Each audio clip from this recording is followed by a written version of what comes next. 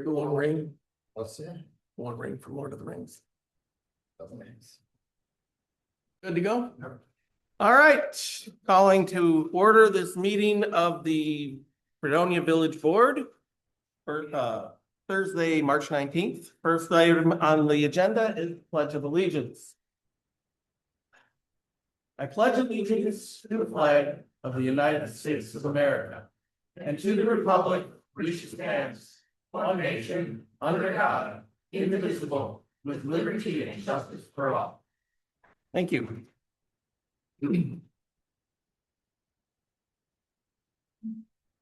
Clerk Johnson, can you please take the roll? President Lynn. Here. Trustee Eipert. Here. Trustee Frank. Here. Trustee Abeglin. Here. Trustee Searing. Here. Trustee Van Room. Here. Thank you. Next item on the agenda is public comment. Please note that public comments are limited to 5 minutes per person. Moving on. The next item on the agenda is the consent agenda. We do not currently have the meeting minutes from last meeting. They will be available for the next meeting of the board. But we still need to approve the general fund, water, and sewer invoices. Do I have a motion to approve the general fund, water, and sewer invoices? I will motion to approve the general fund, water, and sewer invoices. Do I have a second? Second. Any discussion? All in favor, say aye. Aye. Aye. All opposed? Any abstaining? Thank you. Next, we have report on operations of the village by the village president. I first want to say thank you to the DPW people. Hard work dealing with a snowstorm that's going to have been melted by the end of this weekend. But thank you so much for all your hard work. You did a great job. I'd also like to thank the Mid-Moraine Municipal Association for sponsoring a candidates forum, and I would like to thank the candidates Abeglin, Frank, Redmond, and Stowe for taking part. It was an excellent opportunity for the candidates to share their views. A reminder that next month's board meetings is scheduled for April 2nd and 16th, with the organizational meeting scheduled for 6 p.m. on May 7th. The April Planning Commission meeting is Monday, April 13th. Finally, there's a public test of the election equipment at 9 o'clock in the morning on March 31st. The spring election is April 7th. Polls open from 7 to 8 p.m., 7 a.m. to 8 p.m. Absentee in-person balloting is going on now. And that is all from me. Any questions? Abuse? No? All right. The village administrator is off tonight. His report is in your packet. Village Marshal. Good evening. As you may have noticed, I don't have a report this month. I had a minor surgical procedure last week, and with the recovery on that, I didn't have the opportunity to complete a report for this month. That said, February is traditionally one of our least interesting months. So there wasn't a lot to cover anyway. January and February are historically fairly boring in my profession, which we like at times. I did attend the annual Chief of Police training, 3-day training, which completes my mandatory required 24 hours of training for the year. That occurred in early February. And again, it was useful. I've always liked this as an option. In addition to getting all my training done in one swoop as an affordable option, they usually cover a lot of interesting subjects. Also a lot of opportunity to interact with other law enforcement executives, locally and in some cases even nationally. I should be getting, some of you may or may not know, Sergeant Wolf has been out with a non-work related injury. I should be getting him back at the end of the month, and we should be back to full staff again at that point. All right. Thank you very much. Thank you. Chief Weicker. You have the information in your packet. We'll just go through and review a little bit of that. So up in the training, I just want to note that due to the heavy truck traffic that we had going through the village early on here in the year, our team went out to auto parts recycling out on Highway A, and they were able to get their hands on a semi-tractor. So they were able to work on some extrication techniques and that on a semi-tractor, so similar to a dump truck. So took an opportunity there that we couldn't pass up. Call volumes for the month of February, we had 5 fire incidents, we had 13 rescue incidents here in the village, total of 35 ambulance calls, and we had 3 paramedic intercepts over to the Waukegan area. Some metrics, these are starting to evolve a little bit as we understand what kind of reporting our incident system is able to put out for us. So I'm told that we can get some graphs, so get some pretty pictures at least some point in time. Just wanted to point out here, some pre-paramedic response times. So before the paramedics were on board with us, our ambulance response times on average now, keep in mind that it is just not the village of Fredonia times that are there. This is running all the way to I-43, all the way to the northeastern part of Belgium when we do these calls. But we were averaging 13.85 minutes and then 12.61 minutes per call. And that is from the time that we get the page until the time you're on scene. With the add of the paramedics in there, and I just have 2026 here summarized. In January and February, we were down 1 paramedic, so we were relying on more volunteers at that point in time. So you'll see those response times 12.1, 11.6 minutes. But March of 26 right now, averaging 8.4 minutes now, we're fully staffed with paramedics. So that is really good response time. That is comparable to some of your full-time departments that are out there. And then fire incident response matrices, metrics out there. We had the 5 calls and just giving you the staffing levels that are there for how many staff we had respond to those incidents. Excellent, thank you. Public Works Director Paulus. Your packet is there. I would like to mention that the DNR comes out every 3 years. It does a sanitary, they call it a sanitary survey of the water system. So the water tower and the wells, anything that relates to the water side. They go through and make sure our records are accurate, that our meters are correct, that we're billing for what is going through the meters. And this is the first time in, since they've been doing the testing, so in village history that we noted 0 deficiencies on our waters. So, which is good, because when I started, there was a lot. We got them all fixed, cleaned up. We increased our capacity. So if there would be something like with the trucking industry that they couldn't get us chemicals, we expanded. What was our another 7 days or 9 days that we extended that we'd have capacity for. So thought that was a good thing that finally got a clean bill of health for the village on the water side. And then next week, Friday, they are starting Washington, pending weather. They anticipate 6 weeks. Brian, so probably 2 weeks, the road will be completely closed. All right, thank you very much. Clerk Johnson.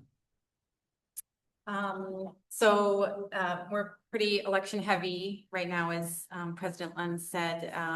Absentee ballots were sent out on March 11th.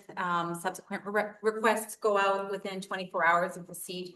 My chief inspectors attended a de-escalation training hosted by the Ozaukee County Sheriff's Office, and then we updated our election day emergency response plan accordingly. Julie and I visited Forest Haven to conduct in-person absentee voting. We had to go twice, we were so busy. It was really fun, and we were able to register all of the residents who were interested in registering to vote and collect ballots from those who wish to cast a ballot in this election. We conducted one last poll worker training to catch a few stragglers, and so our team is fully trained and ready to roll for April 7th. My schedule is done, assignments are out. IPAV begins March 24th. Polls are open on Tuesday, April 7th from 7 a.m. to 8 p.m. Just for the record here at 242 Fredonia Ave, Fredonia, Wisconsin. Miscellaneous stuff. We worked on the congressionally directed spending grant application that went in today, which is very exciting. That's to help us offset the purchase of that fire truck. I'm working with tax exempt property owners to meet their biennial reporting obligations. And then everybody's favorite time of year, alcohol licensing is coming around again. And the DOR in their infinite wisdom have updated the forms for a third time in 4 years. It was supposed to streamline the process. The forms are now longer than they were last year and will probably be a little bit more complicated this first time around. But we can expect in the future those forms to stay pretty stable. So this year will be a little bit of a challenge, but hopefully in the future it will be a little smoother for everyone. So I'm excited to tackle that. And then, as Eric said, we executed our contract with Mueller Excavating for the reconstruction of Washington Ave, which begins imminently. And then all the normal stuff of the village. Oh, and we completed the spring newsletter a week early in preparation for the water billing. So we're ready to go, a busy week. Excellent. Treasurer Upson. So basically, a lot of the normal monthly tasks. Beginning of the month, I sent out dog license reminders to, it was 51 delinquent licensees for pets. For the first couple weeks of the month, we got at least a couple dozen puppies licensed, which was great. At the end of this month is when the deadline hits, so after that, it will be the ones I will work with Marshall League to see what we can do on that. Also sending out another little quick reminder versus just a hey, if you're on the list here. Also been working on new accounts receivable module for workforce with getting all of our billable items and such set up so that start billing through that versus all those separate spreadsheets and manual tracking and everything I've got to do. So looking forward to that and looking there all that since the majority is lab and respond on it. So just been a couple other follow-up questionnaire thingies with the auditor. And going through some other documents, what the prior auditors have done to see how well I can take over doing those reporting versus paying the auditors to do that.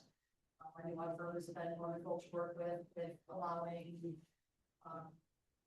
any tasks that our auditors used to do, making sure that I'm comfortable to do that going forward, in hopes that what they do going forward is to really more just a pure audit versus having to actually do some of the bookkeeping work with you, which is what they usually kind of do. So they've been great with working with that. So I'm looking forward to where that coordination. Excellent, thank you. Next report would be from the building inspector, but the building inspector did not have a report for us for this month. Ozark County District 2 Supervisor reported that they had, Youth Government Day. Youth Government Day at the Government Center in Port.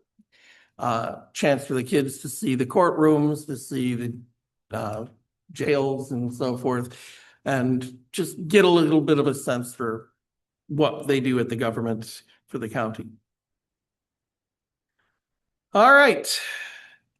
We have items for action and or discussion.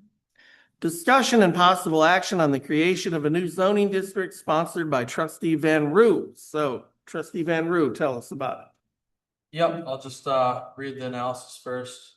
So having a minimum lot size a quarter to or a half of the either or somewhere in between of the current minimum would be appealing and affordable, especially for young families. This would also possibly attract investors who want to own for themselves or rent something like that.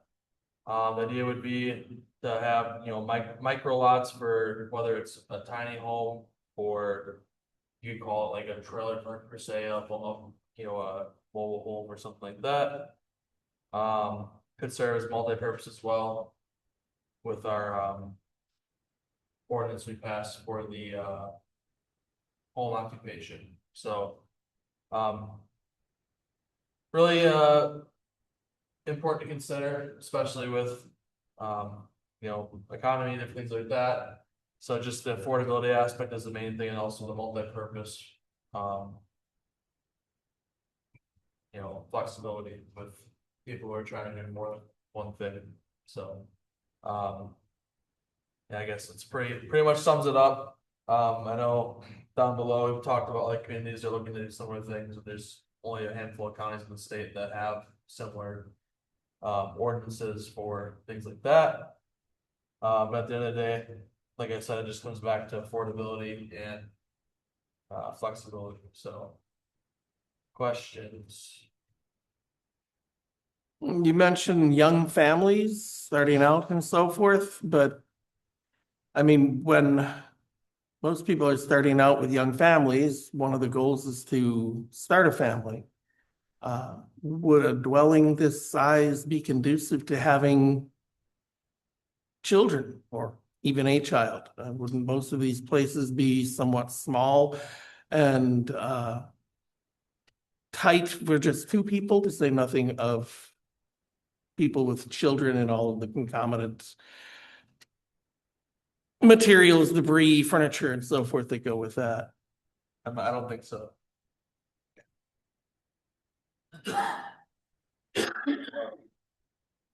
11,500 square feet is already roughly a quarter acre. And that's already a pretty small chunk of property to build a house on. And 1,300 square feet is pretty small as far as the house goes. I mean, on average, like a cheap stick built home is probably around that $100, $150 square foot mark. So you're looking at 175, 200 grand to build a house if you build it. And the thing is, we have to think about resale in the village as well, not just because if you think about it, somebody young that hasn't started that family yet decides to put a mobile home on a property, and then that property doesn't really have any resale value if they decide to dump it and then move to a bigger home now because they start having kids. You don't think so? I mean, I just don't see a benefit to like trailers in the village. Yeah, I kind of agree, I mean. Why is that? That the, number one, we don't really have. We would have to have a builder agree to come in. And do something like that, and most builders are obviously for profit, so. They will be looking at.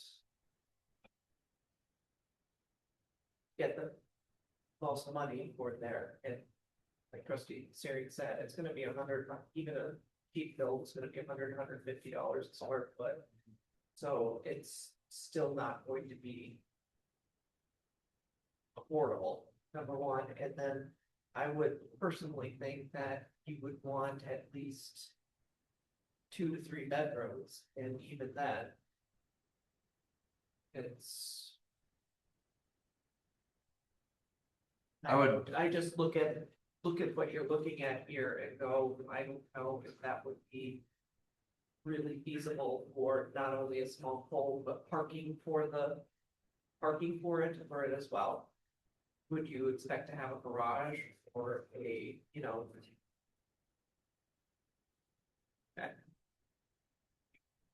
I don't know. I don't know if that would really work. Yeah, I think you guys, if you're not sure about the types of housing that out there, there's things like pre-built tiny homes, there's mobile homes, stuff like that. if there wasn't money that those things would be made, so it's definitely profitable. So like putting a pre-built shell or a pre-built house on a property with a small driveway or something, that's definitely, there's money in that, and there's definitely a way for people to work, make that work, especially when they have one, maybe two kids. It's, Well, there's not, I don't really understand like where you guys are coming from with like, that doesn't work thing. I'm not disagreeing that there's not money in companies making money on building trailer houses. Like, people live in trailer houses, I get that. I just don't think that building or like allowing trailer houses into village is kind of a good direction to go as far as sustainability, because they do not, most trailer houses aren't a long-term home, they don't last 30 years. I mean, some of these houses that are in the village that are stick built are probably, I don't know how old some of the houses are, but 50, 60. My house is over 100 years old. Tax space. And I don't think you're gonna find a trailer house that's gonna last 40 years, Sure. you know? So the savings to let people do that, and then, you know, in looking at this RS3, in reality. All right, this is kind of representing that somebody's, if these property lines are right their garage is on somebody else's property. So like, when you build properties this small, now you start running the risks of lot lines getting crossed. I mean, a quarter of an acre already is pretty small to toss a hole on. Mhm. So. Yeah, I don't really see like the negative per se. There's questions about would it work, this, that. Obviously, that's something that, you know, it would be looked at, it would be evaluated, but We also have to look at the fact that where is our residential property here? We have some residential down in South Milwaukee that is already zoned and ready for, I think it's all R3s or R2s. So as soon as that's able, so we've got that. We have Hillcrest area, which they already have everything zoned as R2s. Where would we even think about? Do we have any place at all that would even work for anything like this? I provide a little context as we Yeah, please. Move forward in this discussion. So I just want to share some of the information that Chris put together to help guide your conversation tonight. So currently in our ordinances, the RS3s, the single family is the smallest zoning. It has a minimum lot size 8,000 square of feet. 8,000 square feet and a minimum dwelling size of 1080. And then he gave you like this little picture to kind of show you the scale of what that looks like within the property. This zoning district, we're no longer allowed to use in the village. Previous boards in their infinite wisdom decided that this was not a size that would accommodate the type of home that they wanted to see built, and subsequently moved on to the RS2 zoning district. And like we learned at the last meeting, right, we can rezone, we can consider rezoning any property in the village, right? Like we did with Ms. Cholips at the last meeting. So Chris has, you know, reached out to other communities that are exploring changing lot size minimums to encourage affordable housing.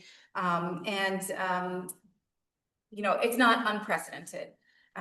There are, just because, and he wants to make sure that we know, that we understand that just because a zoning district is available doesn't mean we necessarily need to utilize it. And also another opportunity that communities are exploring kind of in conjunction with the smaller zoning districts are ADUs, accessory dwelling units, like a granny flat above a garage.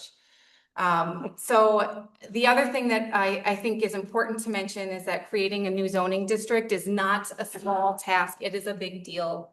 It would require, you know, a lot of work at the plan commission level before it gets here. And then like we had talked about at the last meeting, we would probably need to also take a very serious look at our comprehensive plan to see how this new zoning district could fit in. One of the options that Administrator Jenkins felt was appropriate to mention is, if the board does have an appetite to kind of explore these smaller districts, the RS3, at 8,000 square feet that we're not intended to use anymore, maybe a path forward could be, an easy path forward could be just striking that language from the zoning code, and allowing these districts or these lot sizes again to be created in the village, if a buyer or a developer should have an appetite to do so. Has anyone been talking to anybody in terms of? Yeah, so I guess at this point, Administrator Jenkins has done a little bit of preliminary work just to get the ball rolling. But the reality is that we don't want to put a ton of staff time into it until we get direction from the board, which direction to go in. So if we hear from you tonight that this is something that you would like staff to explore, to have our legal team in on, our engineers, then, we can start that process more effectively than we have. That would be quite a bit of work to do all of that. What would be the comparison level of work if we were to talk about removing the prohibitive language on the RS3? Well, it is, it is a change to the zoning code, so it is a 2-meeting process at the plan commission level with a public hearing and a 2-meeting process here at the village board level. I'm sure Administrator Jenkins would also agree that we would need to, again, revisit our comprehensive plan, which would be something we should do anyway. Yes. To make sure that the comprehensive plan aligns with, our zoning code and vice versa. I think even if we re-looked at the RS3, we would have to relook at the rules in the RS3 because clearly, I mean, as to how this property lines are looking on that house right now, it looks like that. The garage is kind of in the wrong on the location. neighbor's property. Yep, 100%. My property. Is that a lot problem, or is that just a more? So- Somebody Yeah. maybe didn't. So Trustee Steering, I would say that this is from the county Right, GIS right, system, so right. it's not a survey. But this is, even if Right. it's not, it's. They're certainly not abiding by appropriate I mean, I think setbacks. For Yeah. the RS2, it's 5 feet. Yeah, we've got setbacks now that would not fit in well with what the RS3 or with an even smaller lot. I mean, the lot size that Trustee Van Roo, the lot size you're talking about would be something like this, just the house region, but no garage, no place to put a car or anything like that. Like, for example, like imagine if, you have a drive here along this north, this top side here. And then you have, maybe a little bit of parking between, there's 2 little mini. You wouldn't even have that though, because right now this is already 0.18 acres. So if you wanted to reduce acreage size, even like that's already from 0.18. Right, my point was with that existing, a little bit something even smaller, you don't know. My question is, what's the harm in looking at it? This isn't saying, hey, we're doing this new zoning and this is what's, it's, should we look into it? Could you look at both options, adding a new one or reinstating the old one? I don't see like a true negative or a harm in at least looking at it. And whether you think it's effective or efficient, cost effective, that's not for you to decide, that's for the people who will be putting these homes there. But at the same time, we would be wasting a lot of our village resources in looking into that. So how many hours do you think it would? How much work? Clerk Johnson, do you have any idea how much of a time investment there would be involved in doing this? Gosh, if the comprehensive plan was rolled into it, that's in the tens of thousands, but that is a project that should be prioritized at some point in the next couple of years, regardless of whether or not we roll it into this project. I would hesitate to hazard a guess. I mean, we would have to draft an entirely new ordinance, like we did, trying to think, like we did when we approved the ATV ordinance. There was a lot of staff time spent reaching out to like municipalities, finding out what ordinances had been put in place and how they were successful. That was not an insignificant amount of time for me. Maybe, I don't know, 32 hours, I would say, did I spend 4 days on it. And then it would go to legal review. There's a cost element with that.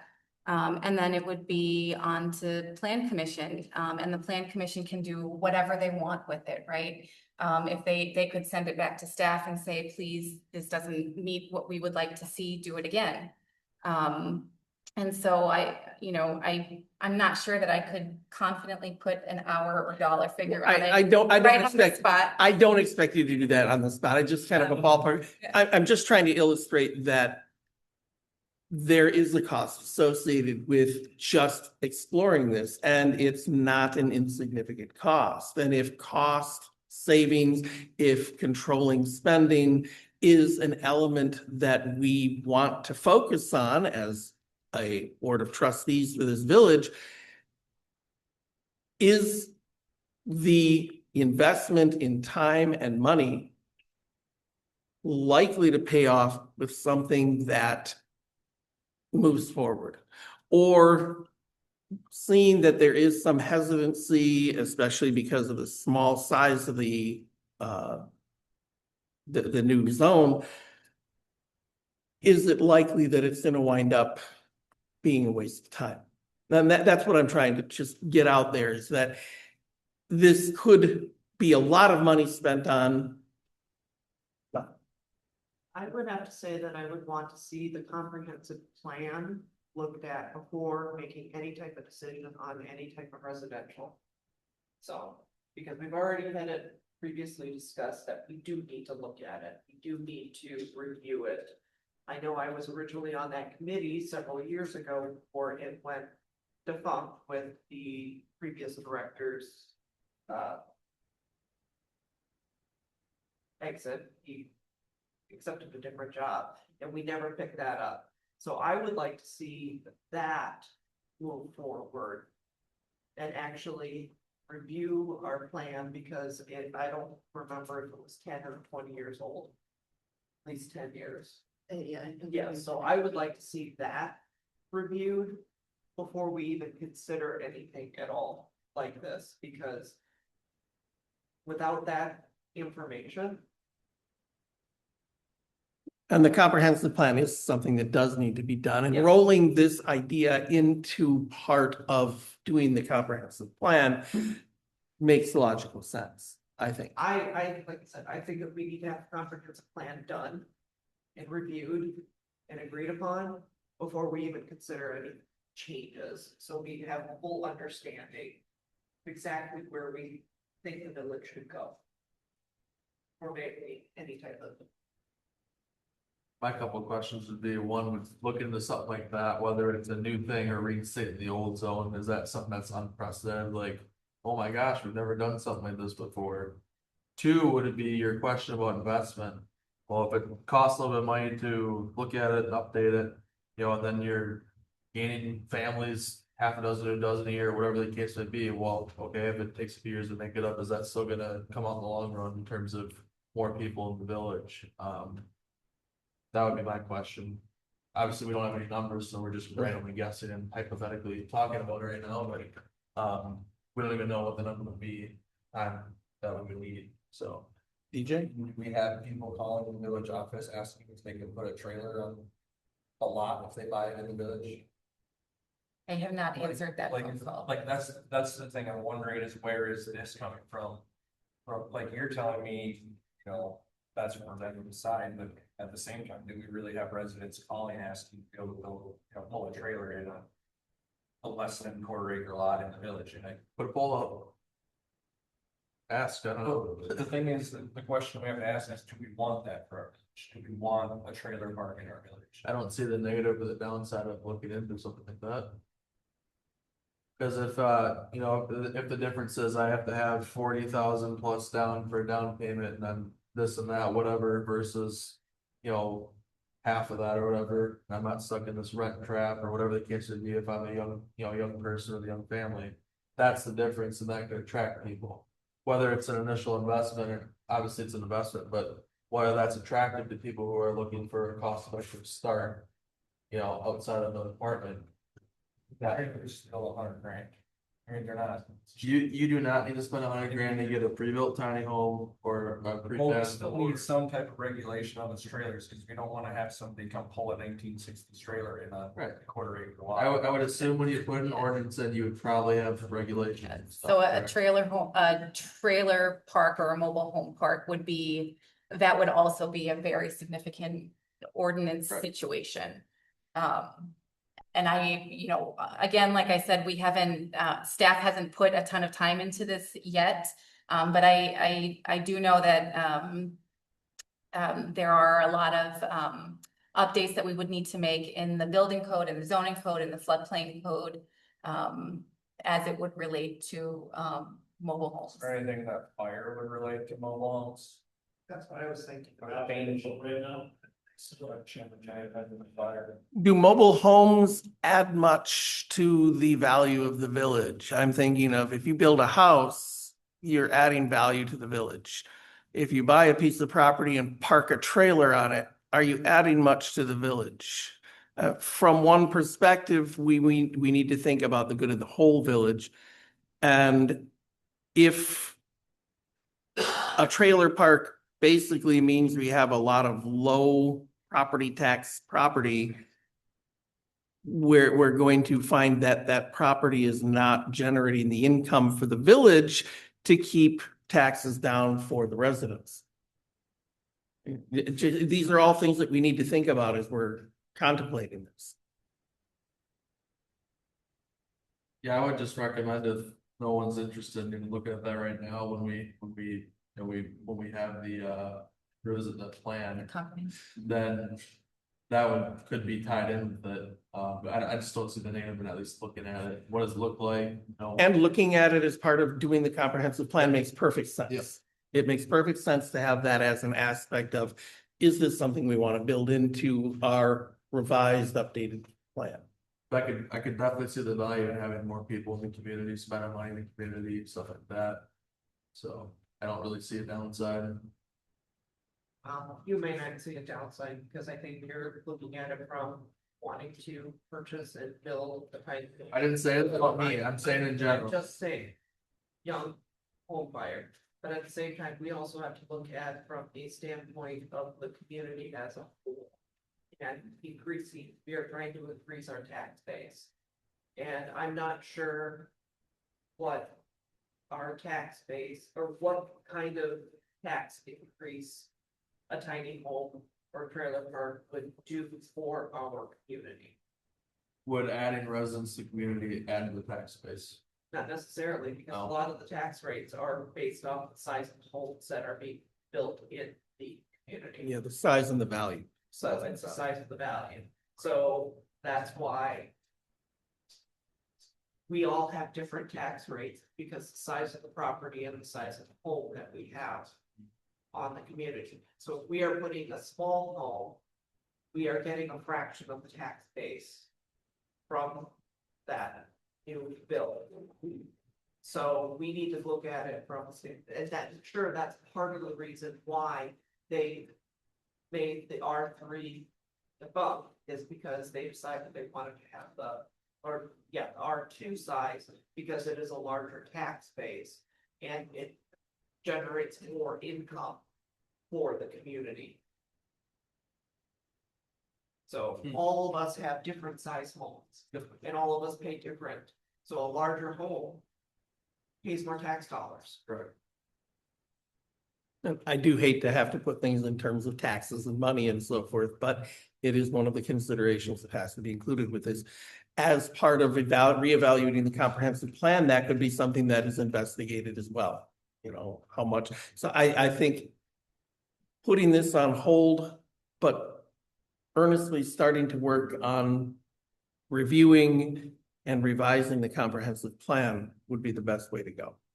Well, I still think that is something, I mean, it's not that we want to burden people with taxes, it's that if we think about it from a tax base, is if you put 5 trailer homes in a line, and the 5 of those together generates the tax revenue of one single family home that's say 3,000 square foot or 2,500 square foot. Well, that's 5 homes now that we've added to the septic and water. that maybe say there's 3 people living in each home, that's 15 people. Where that single family home is putting a burden of 3 people potentially on sewer and water, so those are things that we still have to think about, because that adds burden for sewer and water without adding. The money needed for repairs and services of those services too. A lot that goes into it, Yeah, there's a lot that goes into. would definitely be worth looking into. Well, at this point, do we have a consensus that we want to start working toward the comprehensive plan, but including this idea of perhaps an adjustment to the residential zoning to include smaller pieces of property as we're doing the reevaluation of the comprehensive plan? Does that sound like a consensus? I mean, we're not gonna take a vote, but all of those who feel that this is the appropriate way to go, or do we want to take a vote on it? I would love to, I think it's a great plan, I would love to look at it, I don't know how anyone else feels, but. Does anybody disagree with the idea of focusing on the comprehensive plan and making this a part of that? I have no disagreement. I mean, I have no problem looking at the comprehensive plan from the standpoint of lot sizes. I don't know how big of a fan I would be of trailer homes. Who says I that's still- a trailer home too? Well, trailer type, I'd still be a fan of. Take the vote or anything, or just have a consensus? For resale value of those potential homes. Do we have any other discussion or debate?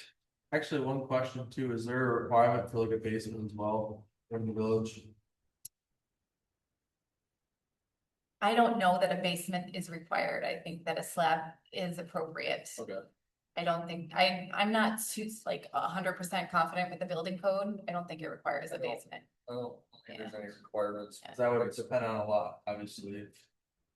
In something. Well, I don't see a consensus.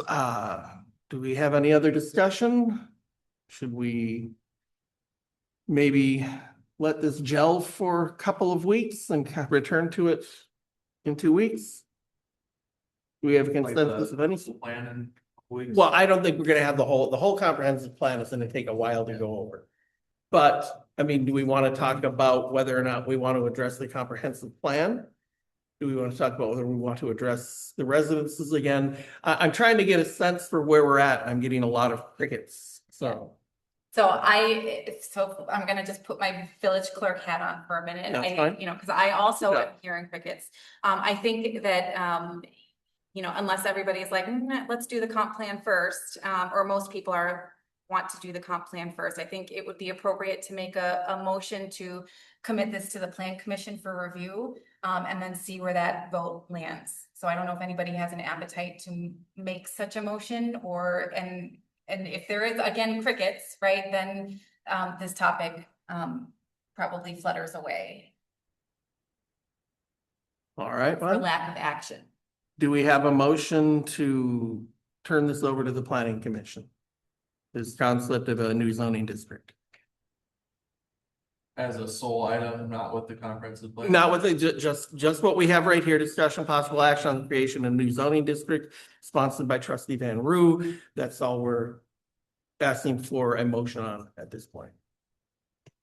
I would like the motion to have plan commission review it and also maybe reinstating that last lot size as well, like with this subject. Is that something that makes sense? So what are you asking for, trustee Van Roo? You're asking are you asking to reinstate RS3 zoning and review smaller lot sizes than RS3 zoning? Yeah, to, you know, review the one that's not permitted and look at this subject of smaller lot spaces. All right, that's clear. So do we have a motion? Well, that was your Yeah. motion. Thank All right. Do we have a second?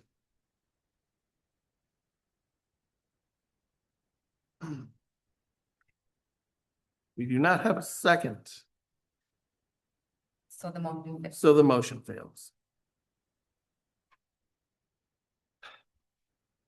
All right, the next item on the agenda is correspondence. No correspondence. Are there any items for future consideration? Do I have a motion to adjourn? Motion to adjourn. Do I have a second? All those in favor, say aye. Aye. All those opposed? And the meeting is adjourned. All right, so it's, I like that heart song.